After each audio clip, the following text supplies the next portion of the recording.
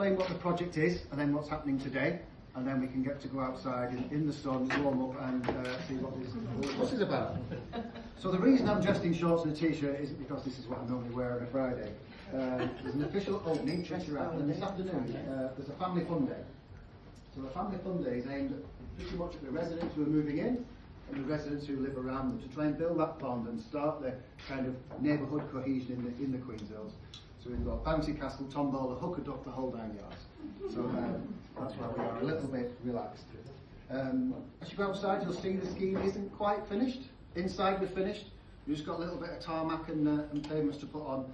But we wanted a family fun day in the school summer holidays, so we thought we'd come and do the opening before it's totally finished, but it gives the opportunity to families to get together.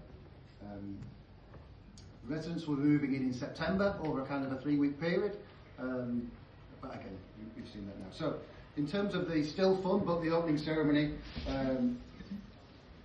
I'll say some words. We'll then walk down to the properties.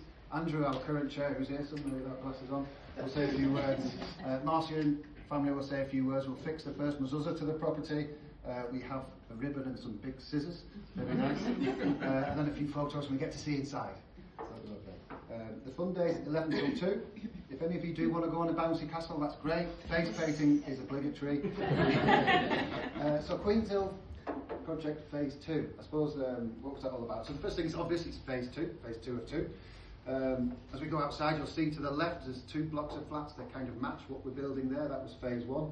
I know I'm conscious we've got up to 4 or 5 chairs, or current chairs, or past chairs in the room. Be careful, it feels like an appraisal list. I'm going to tell the story of what we've done in the kind of chronology of the chairs. Now, I started without Stephen's term of office here until Stephen reminded me before I started that.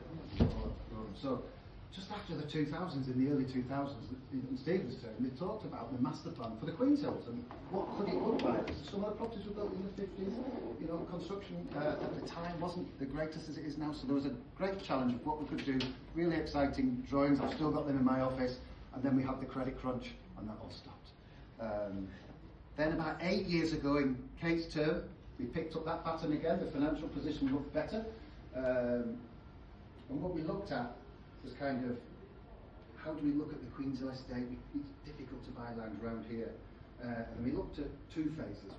So where we built phase 1 and phase 2, there was 46 properties. What we're finishing today is 113 properties, so you can see quite the difference of what we've made. The properties we looked at, they were built in the 50s, they were not the greatest.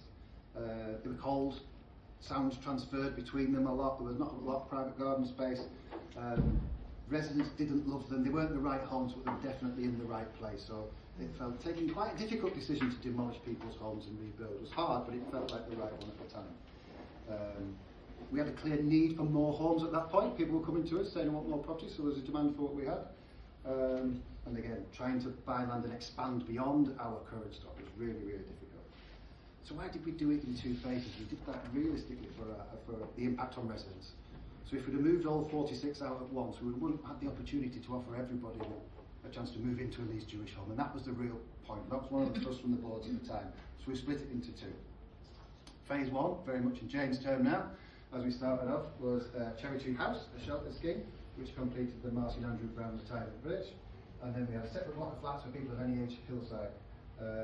That scheme, where the very heavy award was nominated for, was awarded in 2023, was it? The Northern Housing Development of the Year. So we won that.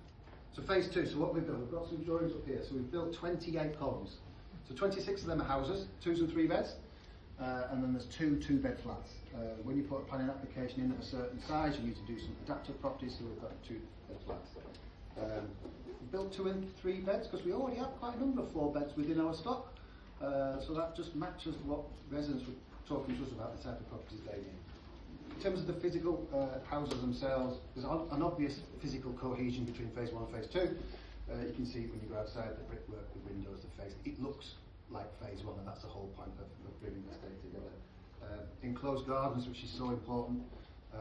They laid the turf about 2 months ago, and it's not rained since, so it's the only green grass in Leeds. The apprentices have been out with the hose pipe every day since, so don't walk on the grass. The site actually slopes quite a lot from Queenshill Avenue down to Queenshill Drive, and that was a bit of a chance. So the top of the estate is flat, top of the plot is flat, the bottom of the plot is flat, and then there's a little bit of angle in the back garden, if I'm brutally honest, in there.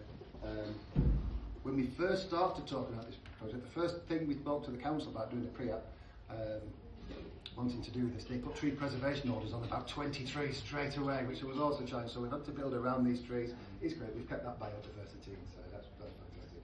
We've also got really good levels of insulation, we've got solar panels, and the internal layouts you can see for yourselves in about 15 minutes time. I think the big question that residents always ask me about doing something like this is, how are you paying for it? Is my rent paying for their houses? And no. So each scheme has to be almost like it's a business in its own right, that we get money in, we get a mortgage, and then the rent pays for itself over its project life cycle. So we can't let us building new homes dictate a reduction of services to others. So we've done that. On phase one, this is from England, we got a government grant, we got a mortgage-ish, and we cracked on. The government grant regime kind of changed a little bit before phase two. And it looked for a while that phase two might not happen. We got stuck now. We had a gap in our finances, quite a big gap. And we made the unusual and kind of bold decision. I'm going to name drop Jane again in here for doing this, to go to the community and ask for support. A number of community members have supported us, we're very grateful. A number of you are in the room, thank you very much for that. But we were still short, and then Marcia and Andrew came and saw what this project might mean for the community, and we'll be eternally grateful for the tremendous support we showed there and turn this into reality. Thank you very much. We also had an interesting little relationship with Sheffield Jewish Housing Association, no relation. They had two buildings, they were in the process of closing down. When you get government grant, if you close down, you can do that. So, and we've never spoken to them before, I wasn't really aware they existed. And then Martin, the one-man band who was Sheffield Jewish, just rang us one day and said, I've got £250,000 of grant here, should we try and convince government that we can give it to you? So it didn't take as long as you thought. So we're very grateful for Sheffield Jewish. Martin, the one-man band, is at the London Palladium watching a show today, which is probably better than getting his face painted. So we now enter Jonathan's time as chair. See, I've outlasted you all. We met our financial targets. Hopefully they gave us a great grant and support us through that. We were grateful for that, and we got off and running. So as phase two wanted to fit in with phase one, we got the band back together, as they all say. We used the same project management company, Identity Consult, got Hassan and Pete and Amelia, thank you for that. We used the same architects. Always turn up for a photo, Jonathan. So it looks the same. We even used the same bank. Charity Ad Foundation gave us another mortgage, so Sean and Ian, if you're in the room, thank you very much. We ran a competitive tender for builders, because obviously value is very, very important, and we're really pleased that Karen's here from Leeds' very own Jack Lunn. Pudsey, is it? We're from Pudsey down there? Stanley, yes. Done a great job, really helpful work. It was a really tight site, this. Tighter than kind of phase one. We thought, we're going to upset a lot of residents, there's a lot of parking challenges, but it's been really, really touch wood. We'll get there a bit of time to finish, so thank you very, very much for that. So after all that time and hard work, enter chair Andrew to get on the photo again. You're welcome. So the physical phase is kind of coming to an end, so that's what we're kind of celebrating now. And in social housing, sometimes it's good to finish something, because often providing services, it goes.